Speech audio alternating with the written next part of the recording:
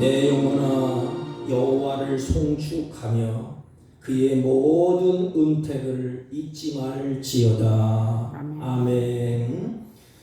찬양과 경배를 받으시기에 합당하신 우리 주 하나님 아버지, 이 시간 홀로 이곳에 찾아와셔서 우리들이 드려진 예배를 홀로 흡양하시고 하나님의 영광이 가득하게 하여 주옵소서. 예배 시종을 주님께 의탁하옵고 존귀하신 예수님의 이름으로 기원하옵나이다.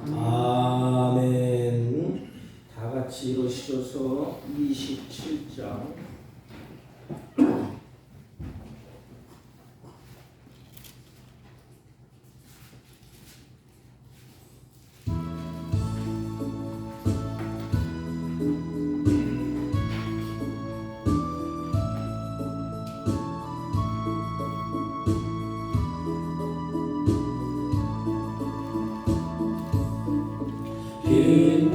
빛나고 높은 보좌와 그 위에 앉으신 주 예수 얼굴 영광이 해같이 빛나네.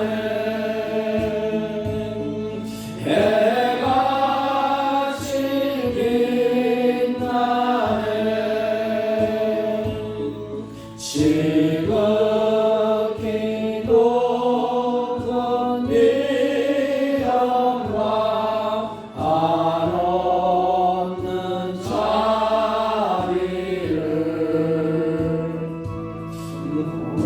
천사 소리 하여 늘 찬송 드리네.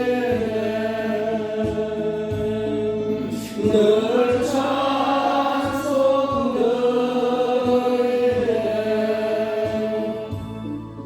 영죽을 나를 살리려 그 영광 떠나서 그 부끄러운 십자가 날 위해 지셨네. 날 위해 지셨네. 나 이제 생명 있음은 주님의 은혜요. 저 사망 권세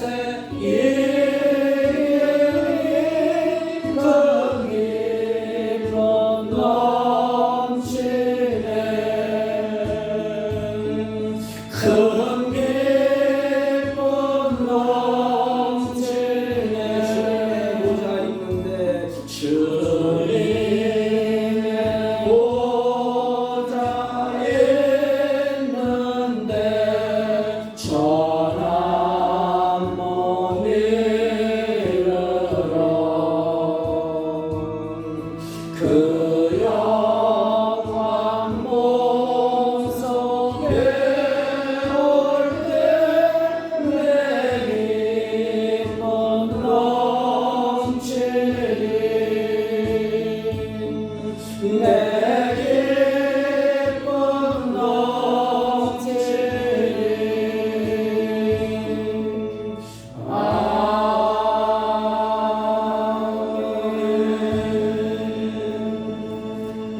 찬송가 맨 뒤에 57번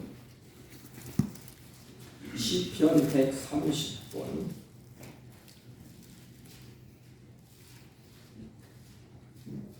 57번 시편 130편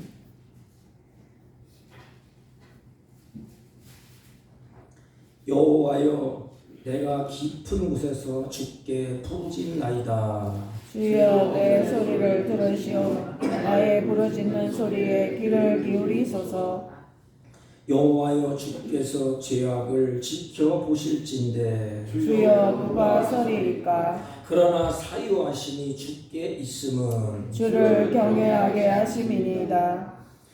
나 곧 내 영혼은 여호와를 기다리며 나는 주의 말씀을 바라는도다. 파수꾼이 아침을 기다림보다 내 영혼이 주를 더 기다리나니. 참으로 파수꾼이 아침을 기다림보다 더하도다. 이스라엘아 여호와를 바랄지어다. 여호와께서는 인자하심과 풍성한 속량의 있으시다. 그가 이스라엘을 그의 모든 제약에서 속량하시리로다. 아멘. 사도신경으로 신앙 고백드립니다. 전능하사 천지를 만드신 하나님 아버지를 내가 믿사오며 그 외아들 우리 주 예수 그리스도를 믿사오니 이는 성령으로 잉태하사 동정녀 마리아에게 나시고 본디오 빌라도에게 고난을 받으사 십자가에 못 박혀 죽으시고 장사한 지 사흘 만에 죽은 자 가운데서 다시 살아나시며 하늘에 오르사 전능하신 하나님 우편에 앉아 계시다가 저희로서 산 자와 죽은 자를 심판하러 오시리라. 성령을 믿사오며 거룩한 공예와 성도가 서로 교통하는 것과 죄를 사하여 주시는 것과 몸이 다시 사는 것과 영원히 사는 것을 믿사옵나이다. 아멘. 다 같이 작성하시고 319장 하나님의 은혜로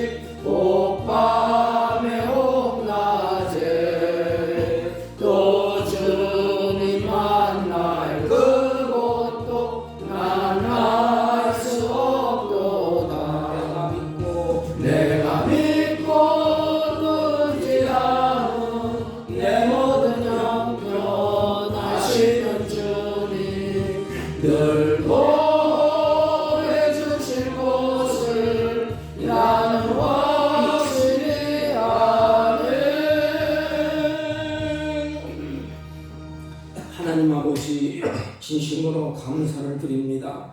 주님 전에 나와서 주님을 예배하게 하시니 진심으로 감사와 찬송과 영광을 올려드립니다. 하나님 아버지, 사회적인 혼란과 삶의 어려운 문제로 염려 근심하며 살다가 주님 앞에 왔사오니 우리의 더러워진 마음, 근심된 마음, 우리의 연약한 것을 주님의 보혈의 피로 정결케 씻어주시고 새 마음과 새 영으로 주님 앞에 예배하며 찬송하며 경배할 수 있도록 은혜와 은총을 베풀어 주옵소서. 염려 근심하는 모든 마음이 예배 가운데 평강으로 하나님 인도하여 주옵시고 성령으로 충만하여 감사와 찬양이 넘치는 복된 예배로 드려질 수 있도록 주의 영이 함께 하시고 역사하여 주옵소서. 하나님, 안타까운 것은 육신의 병마로 힘들어하는 성도들이 있습니다. 아버지 하나님, 병마가 떠나가게 하시고 믿음이 회복되게 하시고 성령으로 주께서 주시는 평안하여 든든히 세워지는 은혜의 역사가 예배 가운데 있게 하여 주옵소서. 모든 성도들의 가정에 우환이 떠나가게 하시고 감사와 찬양이 넘쳐 흐르는 복된 가정이 되게 하여 주옵소서. 특별히 사복교회의 모든 예배 가운데 성령으로 충만케 하사 회복과 치유와 감사의 역사와 부흥의 역사가 날마다 더해지게 하옵시고 하나님의 영광이 가득하게 하여 주옵소서. 예배하는 주님의 백성들이 주님께 이전에서 기도할 때에 기도 제목들이 주의 뜻 가운데 응답되며 간증되며 찬양하는 복된 자녀들이 되게 하여 주옵소서. 하나님, 특별히 원할 것은 역사의 주관자가 되시는 전능하신 하나님 아버지, 우리 조국을 주님의 손에 의탁합니다. 하나님의 의와 공의가 바로 서는 나라가 되게 하시고 하나님을 경외하고 하나님이 주인 되는 복된 나라로 하나님이 세워주시고 역사하여 주옵소서. 계속되는 혼란 가운데 삶에 지치고 힘들어하는 주의 자녀들이 있습니다. 하나님, 은혜의 장중에 붙들어 주시고 연약한 무릎을 세워 주옵시고 회복되는 역사가 있게 하여 주옵소서. 말씀을 들을 때 듣는 귀를 열어주시고 깨닫는 마음을 더하여 주옵시고 주의 성령으로 충만하여 악하고 부패한 세상에 악을 선택하지 아니하고 하나님이 기뻐하시는 선을 선택할 수 있는 하늘의 지혜로 충만케 하여 주옵소서. 이 시간도 지렁이 같이 무능한 종을 세우셨사오니 긍휼히 여기시고 불쌍히 여기시고 성령으로 충만케 하사 하나님께만 영광이 되게 하여 주옵소서. 이 예배를 홀로 주장하시고 홀로 영광 받으실 것을 믿사옵고 존귀하신 예수님의 이름으로 기도하옵나이다. 아멘.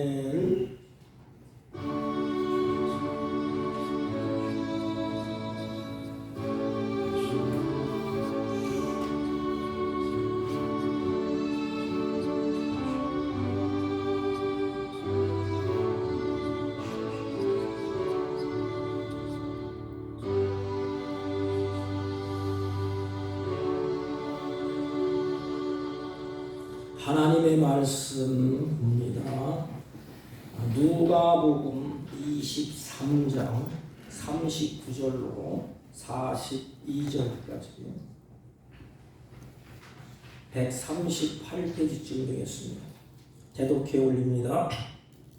달린 행악자 중 하나는 비방하여 이르되 내가 그리스도가 아니냐 너와 우리를 구원하라 하되 하나는 그 사람을 꾸짖어 이르되 내가 동일한 정죄를 받고서도 하나님을 두려워하지 아니하느냐 우리는 우리가 행한 일에 상당한 보응을 받는 것이니 이에 당연하거니와 이 사람이 행한 것은 옳지 않은 것이 없느니라 하고 이르되 예수여 당신의 나라에 임하실 때에 나를 기억하소서 하니 43절을 예수께서 이르시되 내가 진실로 내게 이르노니 오늘 네가 나와 함께 낙원에 있으리라 하시니라. 아멘.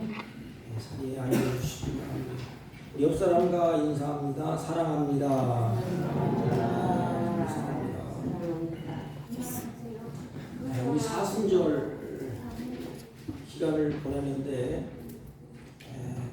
가상 7원, 예수님의 7마리. 예, 마지막 자기 십자가에서 죽음을 앞두고 유언과 같은 말씀을 하셨어요. 그래서 이것이 7 은혜라, 가상 7원이라 그렇게도 말합니다. 우리 첫째 시간에 하나님의 은혜 가운데 제3의 은혜, 우리들의 인간의 죄를 다 용서해 주시고 씻겨 주시고 사함하시는 은혜를 첫째 시간에 우리가 살펴봤습니다. 오늘은 구원의 은혜. 근데 인간은 다 하나님의 은혜를 받고 삽니다. 예수 믿든지 안 믿든지 하나님의 은혜를 받고 살아요. 근데 그 은혜를 내가 느끼고 깨닫는 사람은 별로 없는 것 같아요. 그냥 내가 잘나고 내가 똑똑해서 이렇게 산다. 그러나 성경은 엄밀히 따지면 예수를 믿든지 안 믿든지 하늘에서 주시는 하나님의 은혜 가운데 살게 됩니다. 그걸 자연적인 은혜라 그럽니다. 우리에게는 특별한 은혜를 주셨어요. 인간이 고난받고 환난받고 죽음의 고통에 있는 것은 하나님을 떠나서 죄 가운데 있기 때문에 그래요. 이 죄의 삭은 죽음입니다. 죽음. 우리가 장례식에서 울고 불고 눈물 흘리지 않습니까? 죽음 때문에 많은 사람들이 고통을 겪습니다. 그런데 주님이 이 땅에 오셔서 십자가상에서 제물이 되셨어요. 산제물. 그래서 우리들의 죄를 다 용서해 주셨습니다. 이제는 내 개인적으로 내 뜻대로 살지 아니하고 하나님 중심으로 살도록, 그게 하나님께서 우리에게 주시는 은혜예요. 한 걸음 더 나가서 사람들은 이 땅에 살면서 수많은 고민을 하게 되고 걱정을 하면서 살아가게 됩니다. 이 고민이, 수많은 고민이 있어요. 수많은 염려가 있고 걱정이 있습니다. 근데 특별히 인간에게만 한 가지 특별한 고민을 하는 것이 있습니다. 우리 인간들은, 하나님의 형상대로 지음받은 인간들은 고민하는 것, 그 중에 한 가지가 뭔가 하면, 도대체 내가 사는데 왜 살아야 되느냐? 왜 내가 이렇게 인생 나그네 길에서 살다가 내가 어디로 가야 되느냐? 내가 죽으면 어떻게 될까? 이런 고민을 하게 됩니다. 왜냐하면 우리 인간에게만 하나님의 영, 하나님의 형상이 우리 인간에게 있기 때문에 그렇습니다. 짐승은 고민하지 않아요. 내가 어떻게 살아야 되는지, 또 왜 살아야 되는지, 내가 죽으면 어디로 가야 되는지 고민하지 않습니다. 그래서 인간이 고민하다가 이 문제를, 구원의 문제를 해결해 보려고 수많은 종교를 만들어놨어요. 종교를 가지고 있는 것은 인간밖에 없습니다. 아무리 영리한 동물도 뭘 차려놓고서 빌질 않아요. 하나님이 우리의 인간을 그렇게 종교성을 가질 수 있도록 그렇게 만드셨어요. 그러니까 인간이 태어나면 누구에게나 다 종교성이 있습니다. 산을 찾든지 물을 찾든지 뭐 조상을 찾든지 뭘 찾든지 자기는 뭘 찾고 섬기려고 합니다. 어떤 종교 행위를 통해서 내 자신이 구원받으려고 몸부림치는 것이 우리 인간이 아닙니까? 어떤 종교 행위로 구원을 얻으려고 몸부림치는 것, 우리 인간의 공로 사상 중에서 최고로 잘 정립된 사상을 가지고 있는 분들이 불교인이에요. 이 불교인들은 이 공로 사상 중에서 으뜸입니다. 그 불교계의 큰 스님이라고 존경하는, 옛날에 명성을 떨쳤던 성철 스님이라는 사람이 있습니다. 그 사람이 이제 열반에 들었지 않습니까? 성철 스님의 일대기가 옛날에 떠들썩했어요. 방송, 신문에 막 떠들썩했습니다. 그런데 그 어르신이 결혼 직후에 처자식을 다 버려두고 그 후에 이제 집을 떠나서 출가를 하게 됩니다. 근데 참 사람들이 생각해도 어떻게 처자식을 버리고 혼자 살겠다고 가겠습니까? 근데 이 어른은 버리고 출가를 했어요. 부모가 찾아오고 누가 찾아와도 수행에 방해된다고 만나지를 않았다고 합니다. 또 60년 동안 솔가루와 찹쌀가루만 먹고 살았다고 합니다. 그리고 8년 동안 눕지도 아니하고 그리고 앉아서 밤을 지새우며 잤다고 합니다. 이런 엄청난 수행을 쌓았어요. 그런데 돌아가기 전에 불교에서는 마지막으로 열반송이라 그럽니다. 돌아가기 전에 뭐라고 말을 했느냐, 이렇게 말을 했습니다. 나는 한평생 무수한 사람을 속였다. 그 죄업이 하늘에 가득 차서 수미산보다 더하다. 나는 산채로 지옥에 떨어져서 그 한이 망갈래 한 덩이 불덩이 푸른 산에 걸려 있다. 이렇게 수행을 많이 쌓은 사람, 이렇게 발버둥을 쳤던 사람, 이렇게 고행을 했던 사람의 마지막에 고백이 뭔가? 그 끝은 나는 죄 덩어리다. 그 나는 지옥불에 떨어진다. 사람들은 인간의 행위로 고행으로 모든 죄를 덮으려고 합니다. 그리고 그 행위로 구원을 얻으려고 합니다.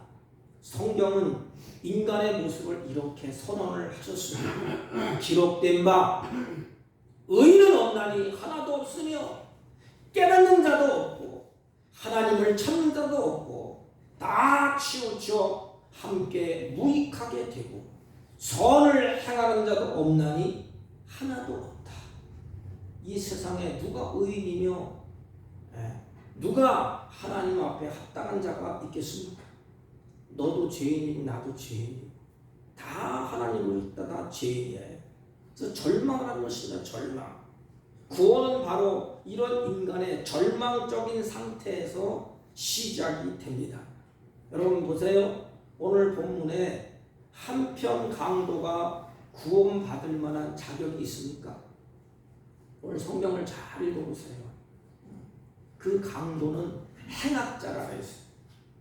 그리고 십자가에 제물이 되어 죽는데 죽는 마당에 우리가 생각할 때 뻔뻔스럽게 뭐 죄를 용서해 주시고 뭐 천국 가게 그 말이 나오겠습니까? 한편 강도는 구원받을 만한 아무런 행위도 아무런 자격도 갖추지를 않았어요. 한 걸음 더 나가면 그는 행악자입니다. 이런 자기가 어떤 행위를 하지 아니하고 이런 자가 어떻게 구원을 얻게 되었겠습니까? 성경은 이렇게 말합니다. 너희는 그 은혜로 인하여 믿음으로 말미암아 구원을 받았으니 이것이 너희에게서 난 것이 아니요 행위에게서 난 것이 아니니 이는 누군지 자랑하지 못하게 함이니라 그랬습니다. 그러니까 구원은 우리가 잘한 것처럼 은혜로만 주어진다는 것이 확인되는 것입니다.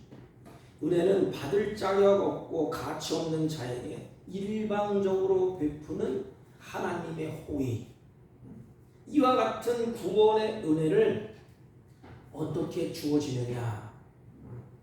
이 구원의 은혜, 선택받은 자가 어떻게 이 구원의 은혜를 깨닫고 받아들이고 고백할까요? 오늘 한 강도는 그것을 말해요. 핵심 주제는 뭔고 하면 예수님이 십자가에서 제물 될 때 그 제물에 참여했다는 것입니다. 이 구약적으로 말하면. 그러면 이와 같은 구원의 은혜가 어떻게 주어지느냐? 먼저 예수님이 용서하시는 그 말씀을 듣게 됩니다. 아버지여 저들을 사하여 주옵소서 자기들이 하는 것을 알지 못하나이다. 주님이 십자가에서 기도를 하고 입을 열어 열어서 이 말이 한편 강도에게 들려져요. 예수님은 십자가에 못 박혀 죽는 순간에도 자기를 못 박는 사람들을 위해서 간절히 저들을 용서하여 주옵소서. 저들이 알지 못하여 그러하옵니다. 이 용서의 사랑이 죽는 순간까지 미워하고 원망으로 가득 차있던 강도의 마음을 녹이고 회개하게 하셨습니다. 그러므로 이 구원의 첫걸음은 하나님의 택한 백성, 어느 분은 우편 강도라고 얘기합니다. 그건 뭐 틀린 말은 아니에요. 하나님은 그 우편은 택한 백성의 모습이니까. 근데 어느 편이라고는 말하지 않았어요. 그래서 저도 한 편이라고 그렇게 설교를 하겠습니다. 이 말씀을 듣고 이 강도는 이제는 하나님께서 그 마음을 하나님이 움직이시오. 첫째는 하나님이 말씀을 길을 열어주셨어요. 그 강도에게. 이 강도는 선택받은 자입니다. 하나님은 선택받은 자를 위해서 이 땅에 오셨어요. 그리고 선택받은 자에게 말씀이 들려도록 입을 열어서 말을 합니다. 주님 입을 열어서 저들의 죄를 용서하여 주옵소서. 그때 한편 강도가 이 말을 듣게 돼요. 그래서 이분이 제사함의 은혜를 주시는 분이구나. 인간은 이 말을 할 수가 없어요. 어느 누가 자기도 죄인인데 누구의 죄를 사해 주겠습니까? 사해 준다고 사해 줍니까? 이게 죄를 사해 주시는 분은 하나님밖에 없습니다. 인간의 죄를 용서하실 분도 하나님밖에 없어요. 우리의 죄를 사해 주실 분은 오직 한 분 예수밖에 없습니다. 그런데 그분이 저들의 죄를 용서하여 주옵소서, 사하여 주옵소서. 그때 그 말씀을 듣고 성령께서 한편 강도의 마음의 문을 열어요. 아, 제사함의 은혜를 주신 분이 그분이구나.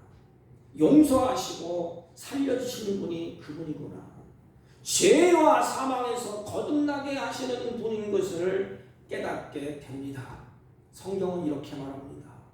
믿음은 들음에서 나며 들음은 그리스도의 말씀으로 말미암느니라 그랬습니다.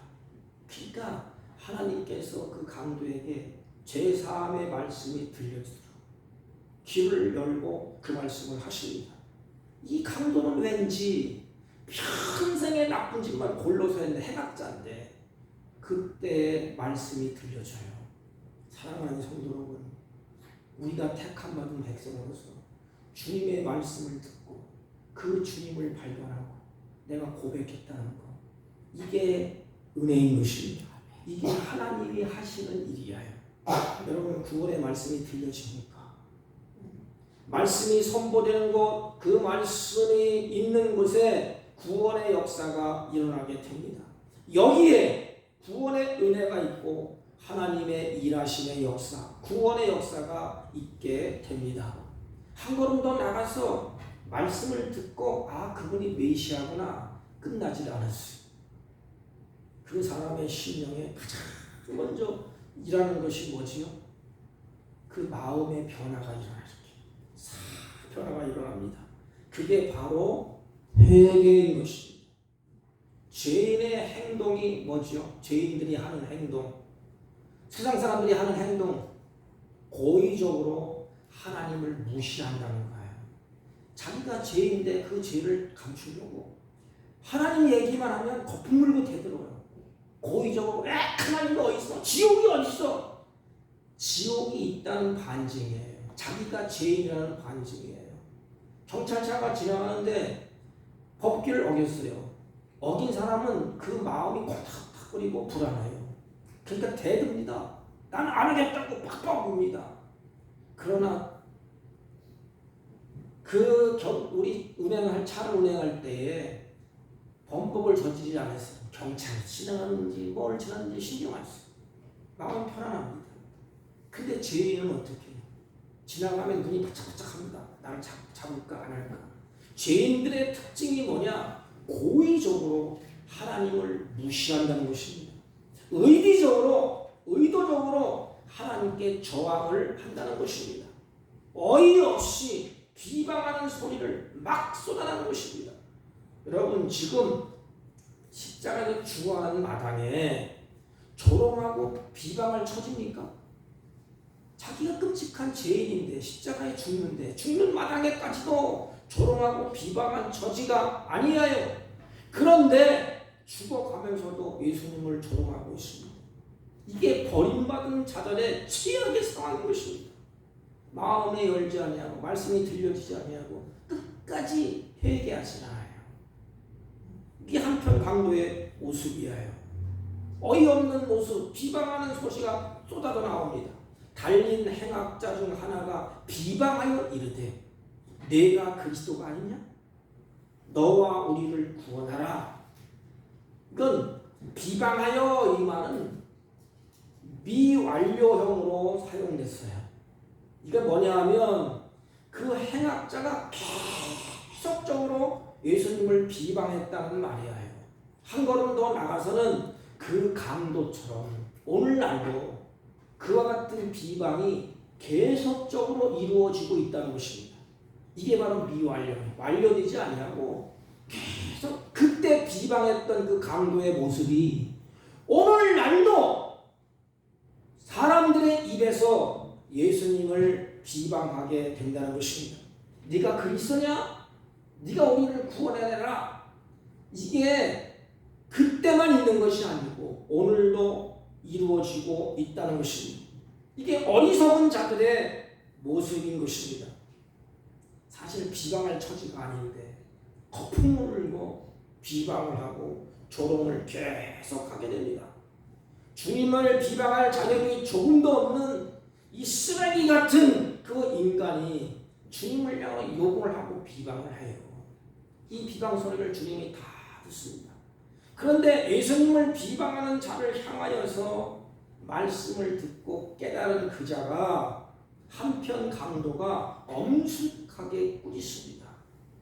하나는 그 사람을 꾸짖어 이르되 내가 동일한 정죄를 받고도 하나님을 두려워하지 아니하느냐. 이제 말씀이 들려주고 마음으로 그분이 메시아 하나님을 알게 되니까 두려움이 생겼어요. 하나님을 두려워하지 않느냐? 우리는 우리가 행한 일에 상당한 보응을 받는 것이거늘 이에 당연한 것이 아니냐? 이 사람이 행한 것은 옳지 않은 것이 하나도 없다. 다른 한편은 꾸짖었다 하십니다. 편의상 오른편이라고 얘기할까요? 오른편 강도가 꾸짖었다고 말합니다. 여기에 꾸짖었다는 뜻이 본래 하나님이 죄를 지은 그 자를 책망할 때 사용하는 단어예요. 똑같습니다. 죄를 지은 자를 꾸짖고 책망하는데 그런데 강도가 이 말을 썼습니다. 강도가 꾸짖어 예수님이 꾸짖는 단어와 강도가 꾸짖는 단어가 같아요. 그건 뭐냐 하면 그가 처음에는 아무것도 모르고 욕만 했는데 주님의 말씀을 가만히 듣고 보니까 자기 스스로 죄인인 것을 깨달았다는 것입니다. 그러니까 너도 죄인이고 나도 죄인이다 이놈아. 어떻게 죄인이 의인 대신 하나님을 꾸짖느냐. 어떻게 욕하느냐 이놈아. 우리는 마땅히 죽어야 마땅할 죄인 중에 괴수인데 저분은 아니다. 저분은 구원자야. 인간을 위해서 십자가에 달아 죽는 제물이 되는 구원자야. 야 이놈아. 이렇게 꾸짖는 것입니다. 말씀을 들을 때 한편 우편의 강도는 그래 내가 죄인 중에 괴수였구나. 내가 잘못했구나. 저는 행악자입니다. 저는 살 길이 없습니다. 주님 저를 불쌍히 여겨주세요. 주님 저를 기억해 주십시오. 여러분 하나님 아니면 나는 아무리 애쓰고 힘써도 소망이 없습니다. 하나님의 손길 밖에는 없습니다. 그래서 이 한편 우편 강도가 회개할 마음이 생기게 됩니다. 이게 바로 하나님이 주시는 은혜입니다. 성경은 이렇게 말합니다. 악인은 그 길을 불의한 자는 그 생각을 버리고 여호와께로 돌아오라. 그러면 그가 긍휼히 여기리라. 우리 하나님께로 돌아오라. 그가 너그럽게 용서하리라. 이사야 55장 7절입니다. 여러분, 바로 죄인임을 고백하는 그 자리, 그 시점, 거기에 구원의 은혜가 시작되기 하나님이 서서히 그 마음을 움직이고 끌고 가서 구원의 자리로 이렇게 하나님이 끌고 가십니다. 회개하고 이 우편 강도가 주님을 향하여 뭐라고 말하죠? 첫째는 주님이 죄사함의 설교를 하실 때에 이 우편 강도가 듣게 돼 이렇게 그 말씀이 들려집니다. 그리고 나서 마음이 뜨거워져서 회개하게 됩니다. 주님, 나는 죽일 놈입니다. 나는 평생에 죄만 졌습니다. 주님이 필요합니다. 나는 주님이 아니어서는 살 길이 없습니다. 이렇게 회개하고 주님을 향하여서 뭐라고 하느냐, 이게 중요해요. 구원의 은혜에 쭉 모습을 하나님의 말씀이 들려지게 했잖아요. 주님은 깨닫게 합니다. 여러분, 택한 백성들이 깨닫게 하는 것은 성경에 보면 말씀을 들을 때 깨닫습니다. 어떤 분은 듣고도 이 깨달아지지 않아요. 그러니까 죽을 지경돼야 깨달아. 죽을 지경이야 주님을 자꾸 부릅니다. 한 번 더 나가면 죽은 후에 깨달아. 조롱했던 나사로를 조롱했던 그 부자. 그런데 하나님이 한편 강도에게 듣게 하시고 깨닫게 하시고 그리고 회개하게 하시고 회개하고 뭐라고 얘기하죠? 이게 우리의 모습이 되어야 됩니다. 우리는 구원받은 자가 아닙니까? 회개하고 주님을 향해서 뭐라고 부르느냐? 여호와여, 이렇게 이름을 부릅니다. 평생에 부르고 싶은 그 부름, 여호와여. 어서 주소 들었는지 모르지만 그분이 여호와래. 여호와여, 이렇게 이름을 부릅니다. 하나님의 이름을 간절히 부르면서 뭐라고 그러죠? 여호와여, 나 좀 기억해 주세요. 내가 버림받아서 쓰레기 같은 인간인데 깨닫고 보니까 주님의 메시아입니다. 나를 좀 기억해 주세요. 예수여, 당신의 나라에 임하실 때에 나를 기억하옵소서. 이 외치는 십자가상에서 죽어가면서 소리치는 큰절한 울부짖음이 우편 강도의 울부짖음이에요. 어떻게 보면 이것이 자기의 고백이야. 나는 당신의 자비와 긍휼밖에 기다릴 것이 없습니다. 당신이 나에게 자비를 베푸시고 당신이 나에게 긍휼을 베푸소서. 내가 기다리겠습니다. 여호와여, 당신의 나라에 임할 때 나를 기억하소서. 여러분, 수천 마디 화려하고 유창한 입술의 고백보다 마음에서 우러나는 진실의 고백, 이 한편 우편 강도가 그냥 건성으로 그렇게 하겠습니까? 마음에서 우러나는 진실한 고백이에요. 하나님, 나를 좀 기억해 주세요. 나는 지금 죽어가고 있습니다. 이거 죽으면 끝나요. 당신의 나라에 갈 때. 자기 입으로 얘기잖아요. 그 나라를 알고 있는지 모르는지 모르지만 그가 하나님의 성령으로 입을 열어서 말하겠어요. 나는 당신의 나라에 갈 때 나를 좀 기억해 주세요. 마음의 진실한 고백. 여러분, 우리가 예수님의 이름을 부를 때 진실의 고백을 해야 돼. 주차하게 어쩌고저쩌고 할 그것도 물론 중요하지만 주님 앞에 내 마음의 걸 토설해요. 하나님이 그 목소리를 들으시오. 십자가상에서 찢어지는 사지를 찢어놓고 피를 낭자한 그것에서 그 사람의 목소리를 하나님이 기울여 들었습니다. 진실한 고백. 나 좀 기억해달라는 그 고백.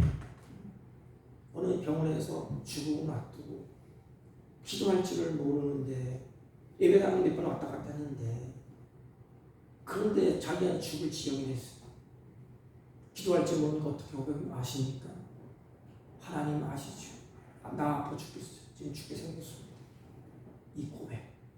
그 진실한 고백. 말은 할 줄 모르지만 유창하게 기도할 줄 모르지만은 그 입술에 발린 고백이 아니고 유창한 언변술이 아니고 마음에서 우러나는 진실한 고백으로 예수님을 부르는 거예요. 주님, 나 좀 살려주세요. 나를 기억해 주세요. 예수님의 이름을 부른다는 것은 주님의 말씀을 믿는 대로 그 믿음의 고백이 바로 이 우편 강도의 고백이에요. 주님의 말씀을 믿지 아니하면 부를 수가 없습니다. 성경을 로마서 10장 10절에 그런즉 그들이 믿지 않은 자를 어찌 부르리오 그랬어요. 믿지 아니하는 자의 이름을 어찌 부르리오 그랬어요. 구원하실 분은 오직 주님밖에 없음을 알고 주님의 이름을 불렀다는 증거가 아니겠습니까? 성경은 다른 이름으로서는 구원을 얻을 수 없나니 천하 인간 중에 구원받을 만한 다른 이름을 우리에게 주신 일이 없음이라고 사도행전 4장 10절에 분명하게 말씀을 하셨습니다. 여러분, 이 강도가 얼마나 간절하게 주님을 불렀을까요?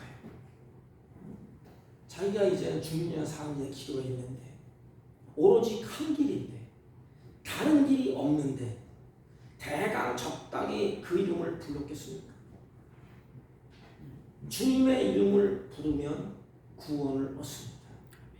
이게 하나님의 일하심이에요. 하나님이 말씀을 들려지게 하시고 여러분 말씀을 들려지게 하는 것이 복입니다. 귀 있는 자는 그 말씀을 들을지어다. 귀 다 가지고 있잖아요. 이게 성령의 역사입니다. 그래서 말씀이 들려져요. 마음으로 가. 그러면 그 마음에 자기 자신을 보게 됩니다. 아, 나는 죽을 지인이구나. 어느 것을 가지고 해결할 힘이 없구나. 그래서 다시 일로 돌아옵니다. 마음에서 일로 돌아와. 그래서 입을 열려지게 합니다. 주여 부르게 돼요. 주여 이렇게 부릅니다. 부를 때에 진실한 고백이 나오게 돼요. 주님이 아니고서는 나는 구원받을 자격이 없습니다. 아주 진실하게 주님을 부르게 됩니다. 성경은 이렇게 말했어요. 주님의 이름을 부르는 자에게 하나님이 약속을 하셨습니다. 누구든지 주의 이름을 부르는 자에게는 구원을 받으리라. 우리는 예수님의 이름을 부르는 삶을 살아야 됩니다. 주여 우리가 부를 때에 주님이 우리에게 은혜를 주십니다. 여러분 주님의 이름을 여러분들 입에서 달고 살아야 돼요. 고난 가운데 있습니까? 어려운 문제 가운데 있습니까? 죄 가운데 있습니까? 병 중에 있습니까?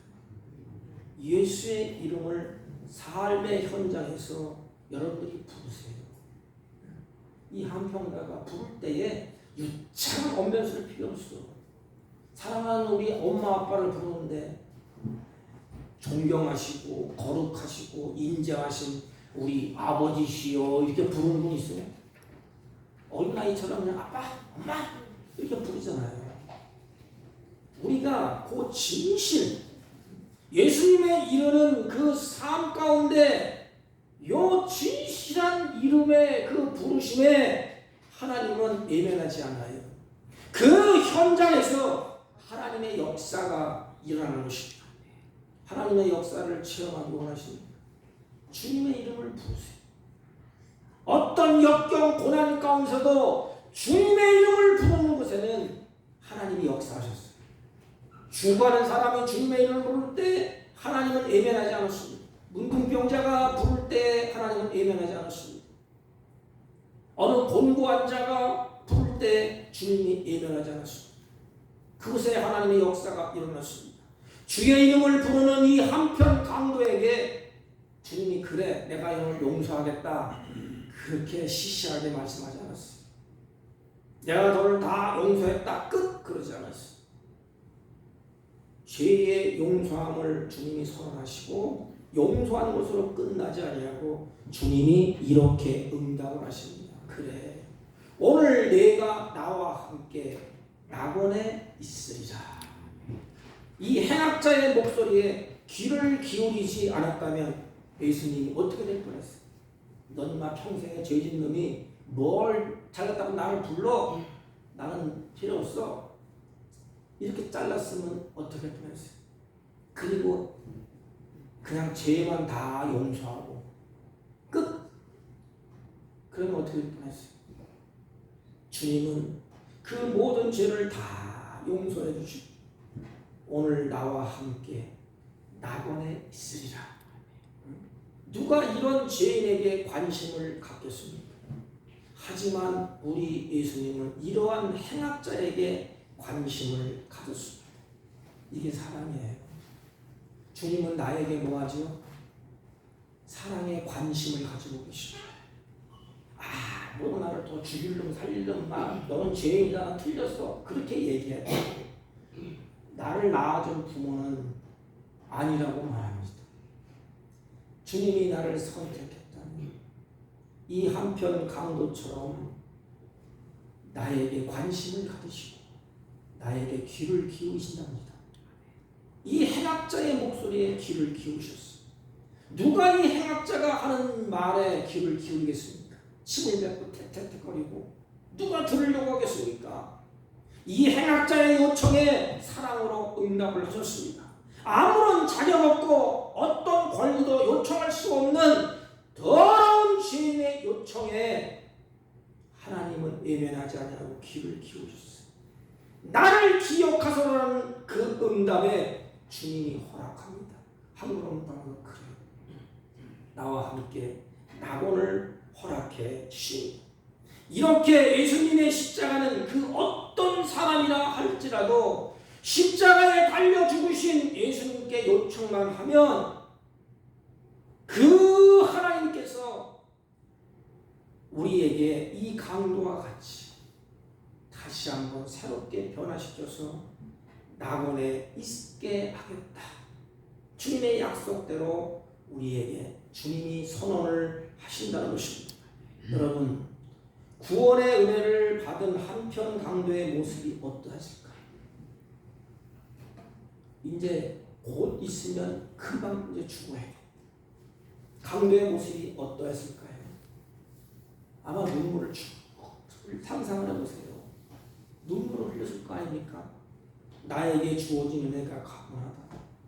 나 같은 놈은 받을 자격이 없는데 낙원에 갈 주님과 같이 있을 수 없는 죄인 중에 계신데 여러분 우리의 삶을 돌아보면 우리는 하나님 앞에 쓸 자격도 없고 부끄러운 것밖에 없습니다. 잘한다고 한다고 가는데도 삐딱하게 가고 말씀에 순종한다고 가면서도 내 생각대로 가고 그럼에도 불구하고 만삭되지 못한 나 괴수 중에 나를 하나님이 내 음성을 들으시고 내 마음을 감동하시고 또 나에게 하나님과 같이 있는 임마누엘 은혜를 베푸셨습니다. 우리도 그런 은혜를 받았습니다. 아무리 생각해도 우리는 은혜 받을 자격이 없습니다. 이전에도 그랬고 지금도 마찬가지입니다. 우리가 구원을 얻게 된 것은 놀라운 은혜에 하나님이 주시는 선물인 것입니다. 그런데 한 가지 꼭 명심하세요. 세월이 흐르면서 자신도 모르는 사이에 이 은혜가 희미해져 가요. 다시 말하면 자식이 자라면서 부모의 은혜를 더 갈급하고 더 사모해야 되는데 가면 갈수록 부모의 은혜를 점점 잃어버려. 그럼 무슨 일이 일어나지? 마지막은 부모를 거역하게 되고 욕하게 됩니다. 세월이 흐르면 흐를수록 이 너무나 선명해야 되는데 그 은혜가 선명해서 감사하고 또 감사해야 되는데 은혜가 희미해져요. 문제는 우리가 이 사실을 잊어버리고 산다는 것입니다. 주님 앞에 무릎 꿇고 두 손 들고 온 마음 다해서 찬양하고 경배합니까? 눈물을 흘려보셨습니까? 기도할 때 눈물을 흘리면서 감사합니다. 가슴이 뜨거운 감사의 눈물이 납니까? 제대로 된 자식은 부모를 볼 때 손발이 오그라지고 얼굴이 그냥 상처 투성인 부모를 볼 때 말문이 막혀서 그냥 눈물밖에 흘릴 수가 없어. 우리 똑같아요. 은혜를 받고 보면, 깨닫고 보면 가슴이 뜨거워져서 눈물밖에 들을 게 없습니다. 내세울 것이 없고 오직 하나님의 은혜. 예수님을 믿는 것은 우리의 힘과 능력으로도 할 수 없는 것입니다. 전적인 하나님의 은혜인 것입니다. 그래서 바울은 할 말이 없어요. 한 가지 고백을 하는데 나의 나된 것은 하나님의 은혜라. 이게 자식의 돈이 아닙니까? 부모를 볼 때, 부모를 바라볼 때 나의 나된 것은 부모의 은혜입니다. 이 자식이 삐딱하게 가겠습니까? 욕되게 살겠습니까? 망나니로 살겠습니까? 부모의 이름에 욕되지 않게 살아요. 우리도 마찬가지. 이와 같은 망가지 은혜를 받았는데 어찌 하나님의 은혜에 욕되게 살겠습니까? 망나니로 또 강도질하고 살겠습니까? 행악자로 살겠습니까? 만약에 이 강도가 죽지 아니하고 이 땅에 남아서 오래 살게 된다면 어떤 삶을 살았겠습니까? 사랑하는 성도 여러분, 사순절을 지나고 있어요.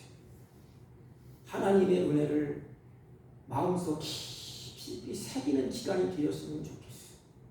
그리고 부활절을 맞을 때 감격함으로 영광스럽게 하나님 앞에 예배드렸으면 좋겠습니다. 여러분, 살다 보면 삶이 힘들 때, 실패할 때, 고단할 때가 있습니다. 그때 기억하세요. 나 같은 죄인의 목소리를 기울여 듣는구나. 나를 사랑하시는구나. 그리고 나에게 필요한 것을 주님이 다 채워주시는구나. 그러므로 그 하나님만 신뢰하고 마지막까지 믿음으로 세상을 이기며 살아서 주님을 기쁨이 되게 하고 이웃에게 행복을 줄 수 있는 저와 여러분이 되시기를 주님의 이름으로 축복합니다. 하나님 아버지, 사순절을 맞이해서 우리가 십자가의 그 길을 생각하며 우리가 주님의 유언과 같은 말씀을 되새기며 또 되새겨봅니다. 우리의 죄를 용서하시고 우리를 구원하시는 은혜가 우리의 입으로 마음으로 다 표현할 길이 없사오니 우리들이 날마다 주님 앞에 서는 그날까지 매일매일 은혜를 간구하며 주님의 이름을 부르며 찬양하며 감사함으로 주님 앞에 설 수 있도록 은혜를 베풀어 주옵소서. 예수님의 이름으로 기도하옵나이다. 아멘. 찬송가 305장. 나 같은 죄인 살리신 주 은혜 올라와.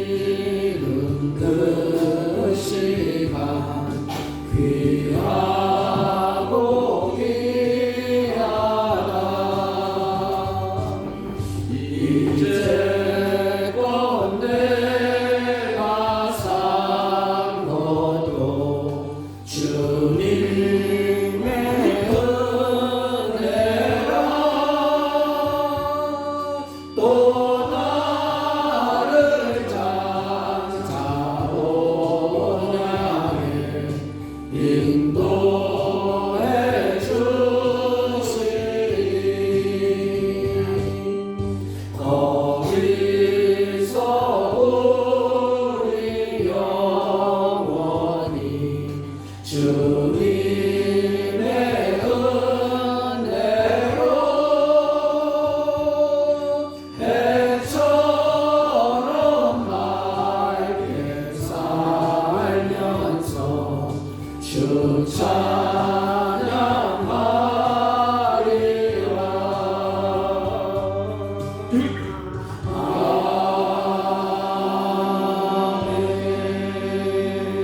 전능하신 하나님 감사합니다. 주의 피값으로 구별되어 하나님의 택한 백성으로서 은혜를 입혀주시고 말씀을 들을 귀를 열어주시고 회개하며 깨닫고 주님의 자녀로서 감사와 찬양과 영광스러운 예배를 드리게 하시고 주님께서 주시는 믿음을 따라서 하나님께 귀한 예물을 올려드립니다. 하나님 11조와 감사의 예물과 선교의 예물과 가지각색 예물을 구별하여 드렸사오니 이들이 드려지는 예배 가운데 하나님의 은혜와 평강으로 충만케 하옵시고 이 세상 살아갈 동안에 하나님께서 주신 물질을 누리며 사는 복된 생애가 되게 하여 주옵소서. 이들이 입술 열어 아버지 이름을 부를 때 내가 여기 있다 응답하며 물질의 노예가 되지 아니하고 다스리며 누리며 사는 복된 자녀들이 되게 하여 주옵소서. 이 물질이 있어질 때 하나님의 영광이 나타나게 하시고 이 물질이 있을 때 하나님 나라가 확장되게 하여 주옵소서. 예수님의 이름으로 기도하옵나이다. 아멘. 네, 광고는 주도를 참조해 주시기 바랍니다. 대신강이 다음 주 계획하고 있습니다. 우리 신방 대우는 안수 장로님, 안수 집사님, 권사님, 또 시간 되시는 집사님들 다 가도 몇 명 안 됩니다. 여러분들 수고를 해 주시겠습니다. 하나씩 나눠드는 거 있죠, 이거?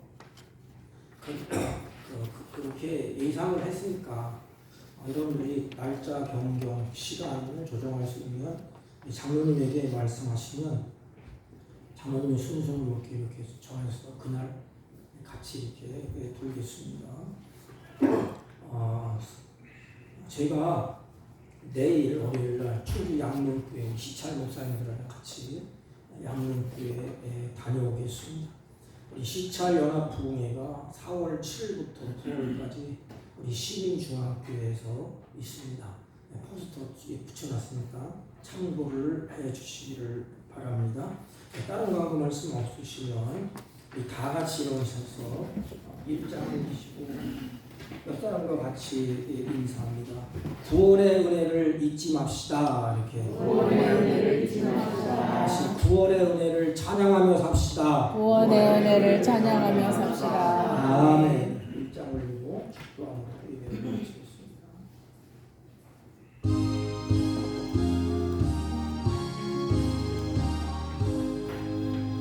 만복의